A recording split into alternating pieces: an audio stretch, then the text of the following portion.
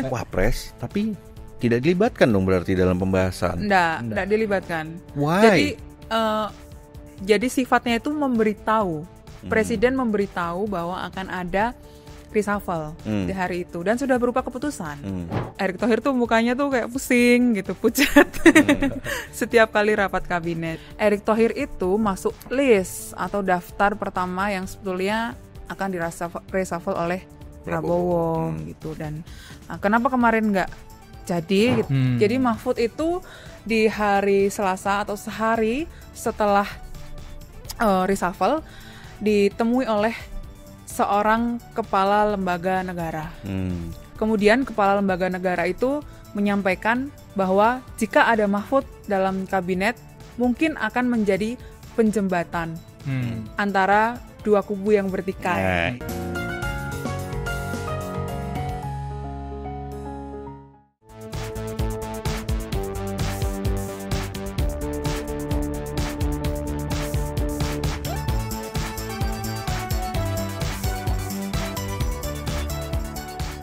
Yo, jumpa lagi bersama kami di Bocoros Politik bersama saya Stefanus Pramono, gua Husein Abri Dongoran, dan Francisca Kristirasana. Selamat datang di podcast Omon-Omon, antek-antek asing ya kan, dan juga Jos Jokowi dan juga podcast rakyat. Jika teman-teman tidak percaya dengan semua itu dan mempercayai jurnalisme yang berkelanjutan, juga investigatif, mendalam, dan terverifikasi, silakan teman-teman berlangganan Tempo Plus. Dan buat teman-teman yang ingin membaca laporan Tempo, bisa klik di link di deskripsi di bawah ini ya. Dan teman-teman, jangan baca dan sebarkan konten bajakan ya, karena ada hak ciptanya. Main apa kita? Main demo lagi. Jangan demo. Kita main dampak dari demo. Apa? Yaitu reshuffle. Ya. Tapi ada dampak lain juga, Pram. Apa tuh dampaknya? Pejabat-pejabat sekarang mobil Alphardnya diparkir dalam rumah. Oh gitu ya. Gantinya Disembunyiin ya. Innova. Oh gitu. Jam tangannya bukan Rolex, tapi Seiko atau Casio. Ya. Mereka khawatir ya, takut ya. Terpukul sekali dengan demonstrasi kemarin. Ini cerita dari Banyak. Selama seminggu ini kan gue ketemu beberapa narasumber ya, yang pasti dari partai politik, pejabat pemerintah, dan menceritakan hal yang sama gitu. Was-was dengan demonstrasi kemarin. Sekarang juga mulai diliatin siapa nih PNS yang jamnya Rolex gitu ya, yang mobilnya mobil mewah, mobil mahal. Betul. Dan untung kalau gue pulang juga belum ada toet gitu. Gak bisa ada pejabat toet. Kalau udah lewat gue pengen demonya tengah-tengah tuh nanti. dan mungkin mereka juga makin khawatir ya setelah apa yang terjadi di Nepal.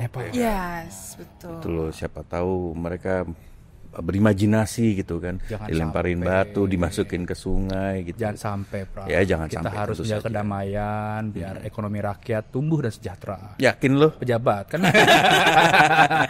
Oke, kita akan main reshuffle. Jadi ini kan Presiden Prabowo sudah mencopot beberapa menteri ya, dan kita punya berbagai informasi yang sudah diverifikasi nih. Silakan sih. Oke, gue nih. Iya, Oke, jadi gini Pramca. Jadi informasi reshuffle itu sebetulnya sudah beredar di kalangan para politikus dan pejabat pemerintah itu sejak dua pekan terakhir. Nah, siapa yang bakal diganti, nama-nama yang beredar juga ada dari sektor ekonomi, dari sektor pendidikan maupun kesejahteraan begitu ya. Nah, tapi mereka nggak tahu kapan Prabowo akan mengganti, atau tepatnya hari apa Prabowo akan mencopot menteri-menteri yang dianggap tidak kompeten dan seterusnya. Nah, kepastian itu baru ada di hari Minggu kemarin. Nah, di hari Minggu malam itu Prabowo berkumpul lah dengan sejumlah koleganya gitu, termasuk ada dari ketua umum partai politik. Nah, disampaikan bahwa saya ini ingin, gak boleh gitu ya. Disampaikan adalah Prabowo ingin merombak atau mengganti beberapa menteri di kabinet merah putihnya gitu. Yeah, okay. Nah, setelah pesan itu disampaikan ke para tetamunya atau para anak buahnya, mereka barulah ke partai-partai masing-masing gitu ya. Kayak misalkan partai yang kena reshuffle kan di sini ada Partai Golkar kan. Nah, dideliver lah pesan itu ke pengurus Golkar lah. Nah, hari Minggu tanggal 7 September kemarin itu kan ada pertemuan. Lalu setelah itu partai-partai ya Cak ya, dimintain pertimbangan nama calon-calon menteri di posisi yang akan diganti begitu. Terutama Golkar ya, karena yang diganti kan Golkar kan. Ya, awalnya kan tuh sempat beredar, Pram. Golkar ini kan kehilangan posisi Menpora ya. Atau Aryo Tejo dicopot dari posisinya di tanggal 8 itu. Nah, dari Menpora kemudian bergeser ke Menteri Pelindungan Pekerja Migran Indonesia atau BP2MI juga. Nah, disitulah diajukanlah 3 nama. Detailnya bisa baca di laporan majalah Tempo. Siapa aja tuh nama-nama yang diajukan Golkar ke Prabowo, gitu. Nah, di hari yang sama itu, hari Minggu malam itu Prabowo juga minta pertimbangan untuk menteri baru di sektor ekonomi gitu ya, dan yang dimintai pendapat itu dewan pakar yang di sektor ekonomi juga gitu, yang sering memberi masukan ketika Prabowo dulu membentuk tim presiden itu. Nah, itu mereka lah yang juga memberikan masukan, kelompok yang sama gitu. Dan tapi ada satu yang menarik, karena dalam pertemuan itu yang biasanya ada satu nama. Siapa itu? Ya, ini Ketua Harian Partai Gerindra, Sufmi Dasko Ahmad, tapi dia Minggu malam itu tidak ada. Kenapa dia tidak diundang? Ya enggak tahu kok, tanya saya. Nah, sebetulnya juga beberapa hari sebelumnya Dasko itu memberikan pertimbangan beberapa nama. Artinya dia tahu ya, memang ya bakal ada reshuffle ya. Iya, misalnya Kepala Badan Intelijen Negara, karena dalam pembahasan itu ada rencana untuk mengganti Kepala BIN. Oke. Nah, nanti kita akan bahas detailnya ya, satu persatu. Nah, tapi kan memang reshuffle ini jelas terkait dengan demonstrasi besar ya yang melanda Jakarta, juga daerah lain gitu kan. Dan ini informasi yang sudah kami dapatkan bahwa Prabowo ingin mengubah wajah kabinetnya gitu loh. Sehingga kemudian masyarakat mungkin bisa menerima, dan demonstrasi itu juga semakin, atau kemarahan publik itu semakin menurun gitu ya. Harapannya kan seperti itu. Nah, di internal Gerindra itu merasa bahwa reshuffle kemarin itu mendadak. Bukan hanya Gerindra, partai politik lainnya juga begitu. Dan beberapa menteri yang pengakuan terbuka ya secara umum ya, di wawancara dia bilang baru diberitahu siang harinya atau beberapa jam sebelum pelantikan. Iya, betul. Dan memang seperti yang gue bilang di awal tadi, sudah lama ada wacana reshuffle, tapi harinya itu hanya Prabowo dan Teddy yang tahu. Oh gitu, Prabowo dan Teddy. Oh, Mas Pram yang bilang ya. Oh iya. Satu lagi Mensesnek. Oh, Mensesnek. Ya, karena kan Mensesnek yang undang-undang. Oh iya, betul. Iya, tapi menariknya juga Pram, Wapres tuh juga baru tahu Senin. Di hari Senin siang. Jadi beberapa jam sebelum pelantikan menteri baru, menjelang jam 12, Wapres itu dipanggil Prabowo ke istana ya. Ke Istana Negara gitu. Kok siang-siang habis ngeronda dia? Ngeronda apa sih? Ngeronda. Ini mengikuti keputusan Menteri Dalam Negeri. Bukan keputusan ya, imbauan di Mendagri. Ini Wapres loh. Jangan ngeronda, memantau masyarakat. Wapres, tapi tidak dilibatkan dong berarti dalam pembahasan. Enggak dilibatkan. Why? Jadi sifatnya itu memberitahu. Presiden memberitahu bahwa akan ada reshuffle di hari itu, dan sudah berupa keputusan. Nama-namanya juga sudah ada. Ya, tapi kan ini ada Mensesnek dikasih tahu. Betul. Seskap dikasih tahu.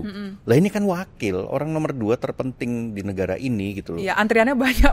Antriannya banyak. Tapi kalau kita lihat di Masjid Istiqlal kemarin, gue udah tahu dia akan nggak di samping presiden. Jadi wapresnya siapa di situ? Iya.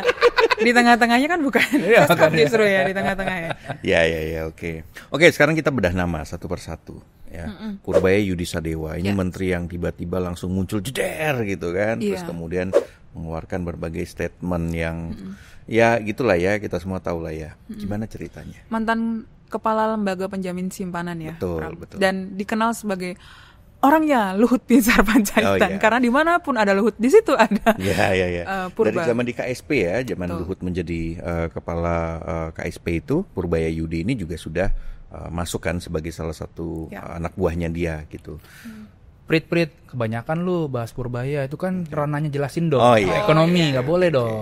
Betul. Teman-teman bisa nonton yang detailnya dijelasin dong. Itu bakal seru banget tuh. Kelihatan tuh nanti tuh detailnya tuh siapa yang kemudian mengajukan nama Purbaya Yudi Sadewa gitu kan. Terus gimana kemudian Sri Mulyani bisa dicopot gitu. Dan kedekatan Purbaya dengan Prabowo juga belakangan. Betul. Kita tahu infonya, tapi lebih baik dijelasin dong, ya kan. Nah, yang pasti memang pencopotan Sri Mulyani ini mendadak ya. Itu kan 1 jam sebelum pelantikan, sekitar 1 jam lah, dia masih memimpin rapat. Tapi kemudian dicopot, mendapatkan informasi dicopot. Ada cerita menarik lagi nih dari sektor ekonomi. Temennya kalian gitu kan. Teman kita semua, menteri kita semua yang berhasil nggak tahu bertahan ya. Namanya Erick Thohir gitu kan. Nah dia harap-harap cemas tuh dengan reshuffle kemarin. H2C Gue ngobrol sama orang-orang di DPR gitu kan, termasuk Partai Gerindra. Gimana abang kalian, gue bilang gitu. H2C, harap-harap cemas. Kenapa harap-harap cemas? Karena kan teman-teman perhatikan deh, setiap Prabowo berbicara berpidato, dia selalu menyinggung soal kerugian BUMN, gitu kan. Dan sering banget. Sering dievaluasi lah. Sering dievaluasi, dan di jajaran menteri ada Erick Thohir gitu kan. Pasti kan orang-orang langsung gitu deh. Dan sebetulnya di rapat-rapat kabinet, setiap kali rapat kabinet, Pram, BUMN itu menjadi agendanya pertama Prabowo untuk mengevaluasi gitu. Jadi agenda pertama Prabowo itu adalah mengevaluasi BUMN karena BUMN ini banyak korupnya. Yang terakhir kan Pertamina misalnya ya. Terus BUMN kelas A lain juga disorot sama Prabowo, dan menurut informasi dan informasi ya dari narasumber yang kita wawancara ya Sen ya, mereka tuh menyampaikan kalau Erick Thohir tuh mukanya tuh kayak pusing gitu, pucat setiap kali rapat kabinet. Tapi kalau di bola dia bisa begini kan, kalau kalah begini kan. Kalau di kuyuk-kuyuk gitu ngapain dia ya? Tapi memang informasi yang kita dapat dari sejumlah narasumber yang kita wawancara, Erick Thohir itu masuk list atau daftar pertama yang sebetulnya akan reshuffle oleh Prabowo gitu. Dan kenapa kemarin nggak jadi gitu, karena nanti ada batch selanjutnya dalam waktu dekat ataupun bulan depan. Ya, tapi beberapa kali juga Erick Thohir itu kan sebenarnya sudah mengajukan pengunduran diri kan ke Prabowo ya. Dulu Bocor Halus sudah pernah mention soal rencana pengunduran diri Erick Thohir, tapi karena Danantara kan? Ya, karena ada Danantara itu kan kemudian membuat Erick Thohir yang dulu begitu powerful, terus kemudian menjadi kehilangan taji gitu loh. Dia hanya menjadi tukang stempel, itu sudah pernah kami munculkan. Nah, hanya saja Prabowo ini menolak.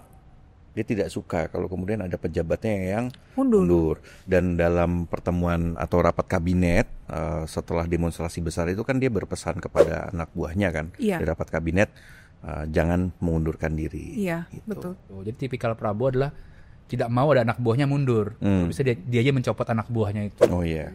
Ya jangan mundur tapi gua aja yang nyopot gitu ya, kurang gitu ya. Betul. Oke, kita lanjut ke menteri berikutnya.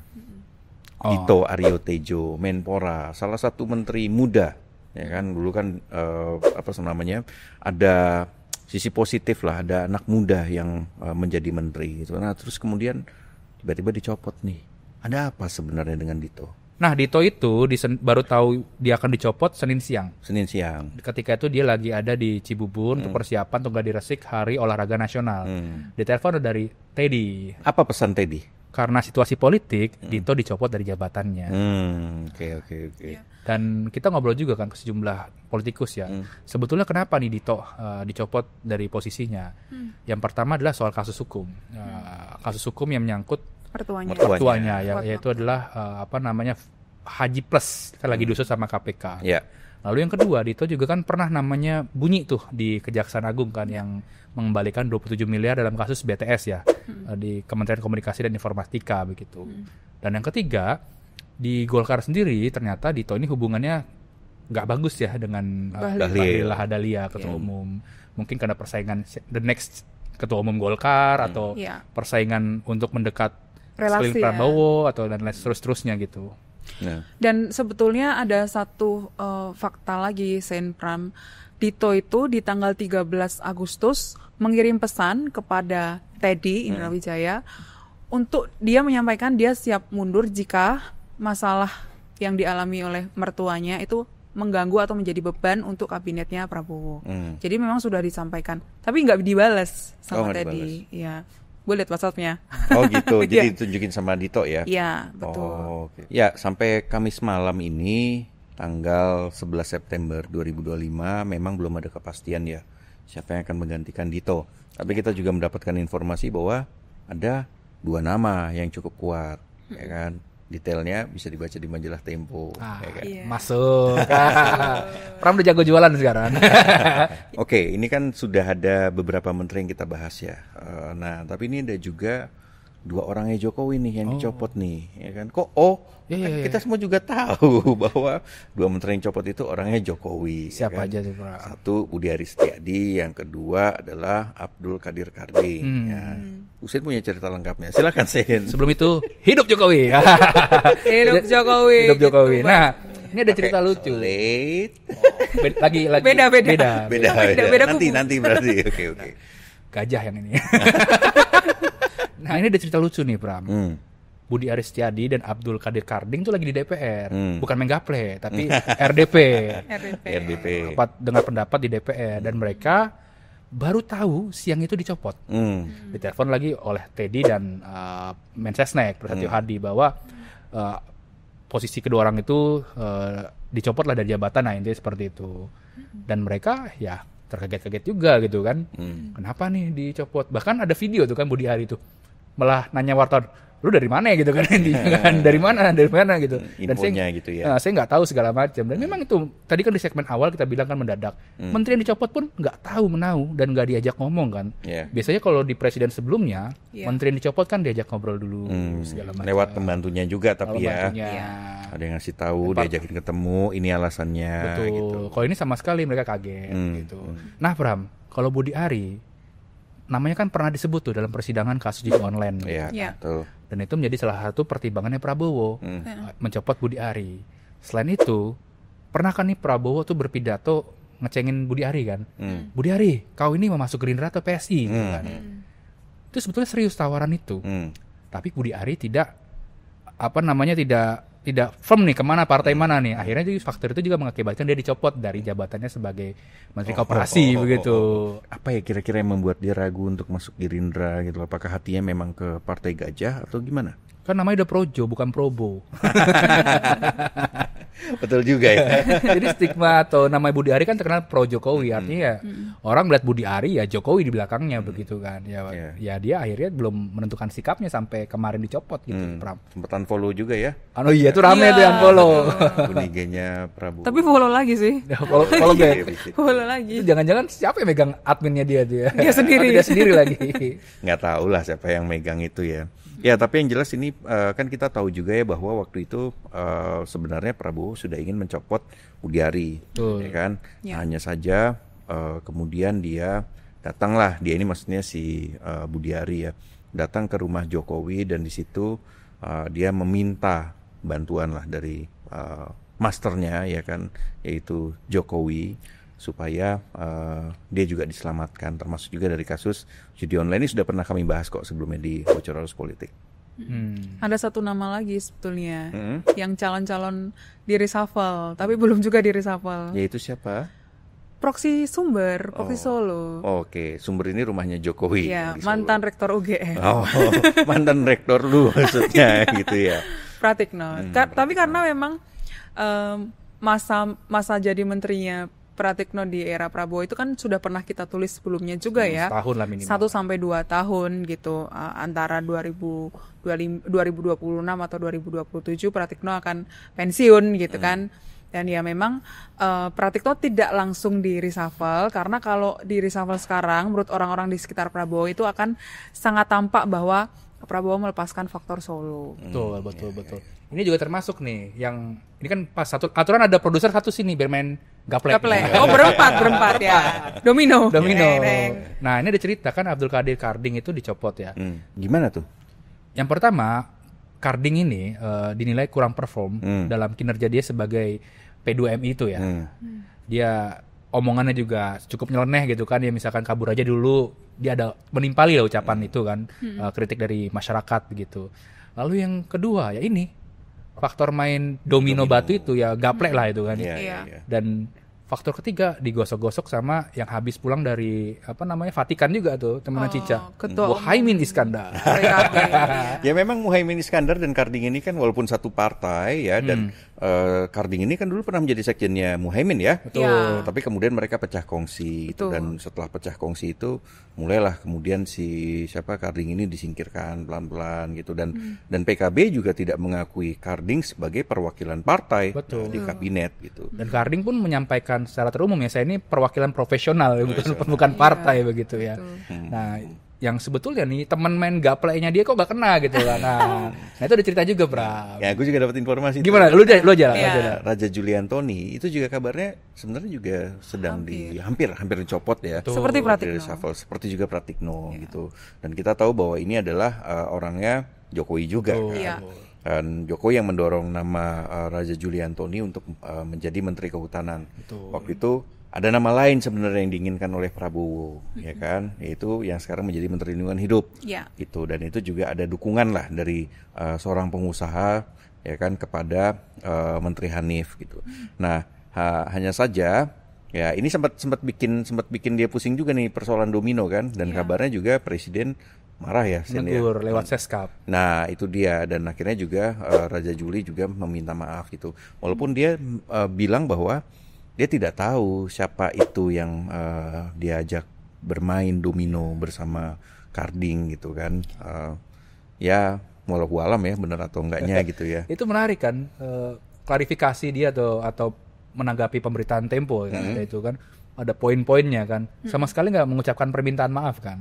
Iya. Nah berapa hari kemudian dia baru minta maaf tuh ngomong kan. Itu karena ditegur di situ. Nah itu bisa dibaca nih teman-teman di DPR bilang itu minta maaf mempertahankan jabatan atau minta maaf tulus, dia bilang gitu. Nah sebetulnya Sen Pram, Raja Juli Antoni sebelum ramai soal domino itu juga disorot istana kan.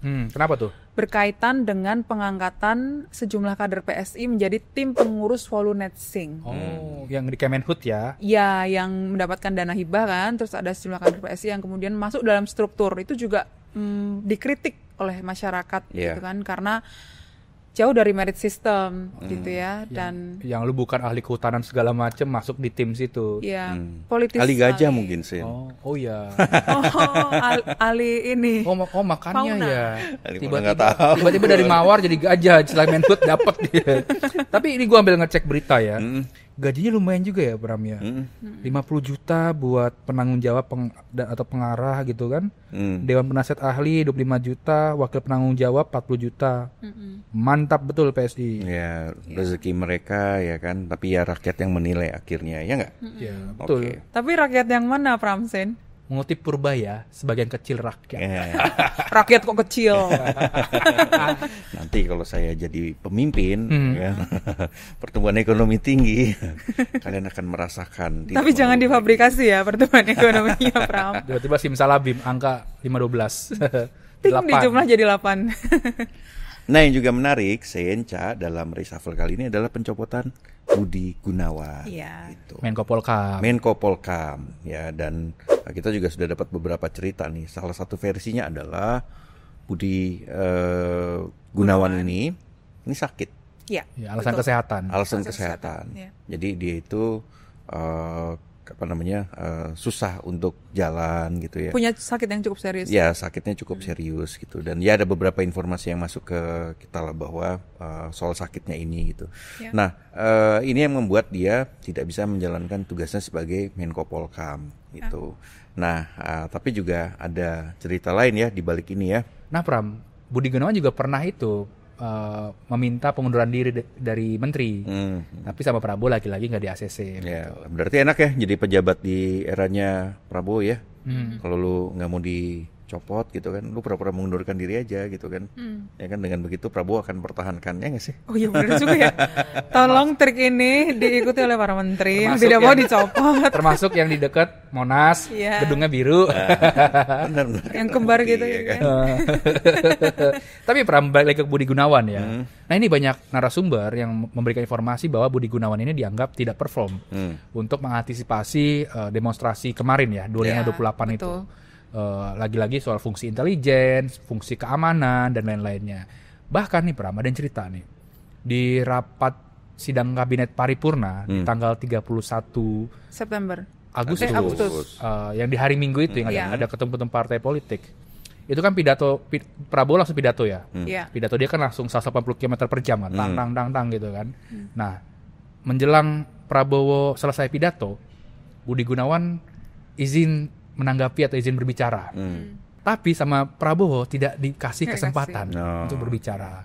Ya akhirnya bisa dilihat teman-teman pas konferensi pers Budi Gunawan tidak ada. Yang ada adalah Menteri Pertahanan Syafri Samsudin di situ. Betul. Seharusnya kan kalau sektor itu kan di lead-nya adalah Menko Polhukam kan. Ya, kalau kita melihat sejarahnya sebenarnya Budi Gunawan ini atau BG ini sebenarnya juga cukup panjang ya dengan Prabowo ya. Dia yang kemudian mempertemukan tuh dulu tuh memecah kebuntuan ketika orang-orang di sekitarnya Jokowi itu gagal mempertemukan Jokowi dan Prabowo ya, yang waktu itu setelah kerusuhan MRT, pertemuan itu terjadi setelah berbagai kerusuhan waktu itu yang juga muncul karena Pilpres 2019. Karena Pilpres 2019 dan itu juga sebenarnya di situ juga ada peran dari orang-orangnya Prabowo gitu kan. Nah, ini nanti teman-teman bisa nonton di putar balik ya yang akan tayang besok hari Minggu gitu. Dan disitulah kemudian BG ini muncul, kemudian menjadi pemecah kebuntuan, mempertemukan Prabowo dan Jokowi di MRT itu. Tapi perlu diingat juga, orang-orang sekelilingnya Prabowo tuh menganggap BG ini mengerjai Prabowo dan orang-orangnya di Pilpres 2019. Itu menjadi catatan juga sama orang-orangnya Prabowo. Nah masalahnya Pram, sampai hari ini ya, Kamis ya, 11 September itu belum ada pengganti BG untuk menempati kursi Menko Polhukam. Beredar sejumlah nama sebetulnya. Yang pertama memang ada nama Syafri Samsudin gitu ya, misalnya ingin rencananya akan didefinitifkan, tapi masih belum tentu begitu ya. Tapi ada satu nama yang menarik lagi, yakni Mahfud MD. Jadi Mahfud itu di hari Selasa atau sehari setelah reshuffle ditemui oleh seorang kepala lembaga negara, kepala badan lah ya. Lalu ditanya kesibukannya apa begitu ya. Lalu dimintai pendapat soal kondisi atau situasi politik dan keamanan hari-hari ini. Kemudian kepala lembaga negara itu menyampaikan bahwa jika ada Mahfud dalam kabinet, mungkin akan menjadi penjembatan antara dua kubu yang bertikai. Isu coklat ya? Yes, betul. Dan seru juga bisa menjadi pendingin. Ya. Nah ini seru juga nih, selain menjadi pendingin antara dua kubu ini, seperti baju kita. Yes. Ini akan melanjutkan perdebatan Cawapres kemarin, yang Greenflation itu antara Gibran dengan Mahfud. Seru tuh nanti panggung istana tuh nanti. Berarti kalau begitu jadi lengkap nih. Apa? Ada Gibran, terus ada Muhaimin, ada Mahfud. Reoni dapat, Anies ditinggal. Tapi juga ada info lagi, Pram. Selain tadi Mahfud ya, ada mantan Kapolri juga yang santer beredar menempati posisi Menko Polhukam itu. Ini masih banyak nama-nama ya yang menjadi pembicaraan para politikus ya. Ini sebenarnya aneh juga ya. Lu mau reshuffle, ya kan? Tapi kemudian penggantinya belum siap. Iya, belum ada. Dua menteri sampai Kamis ini kan. Betul. Yaitu Menko Polhukam dan juga Menpora. Betul. Lah gimana sih reshuffle tapi kok belum siap gitu loh. Ya artinya kan mendadak dan tidak ada persiapan yang matang gitu kan. Betul. Soalnya ada calon pengganti yang ditelepon terus nolak-nolak, Bram. Namanya RA ya. Nah, kita juga dapat informasi bahwa reshuffle ini bukan hanya kali ini saja ya, tapi akan ada kelanjutannya. Nah, Pram, sikap Tempo dalam melihat reshuffle kali ini gimana, Pram?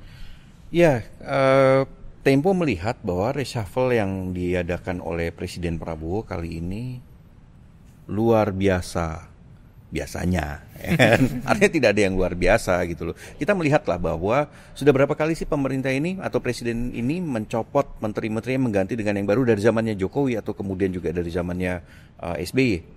Sudah beberapa kali. Apakah ada kemudian muncul perbaikan yang terkait dengan kepentingan publik terus kemudian menjadi lebih bagus gitu?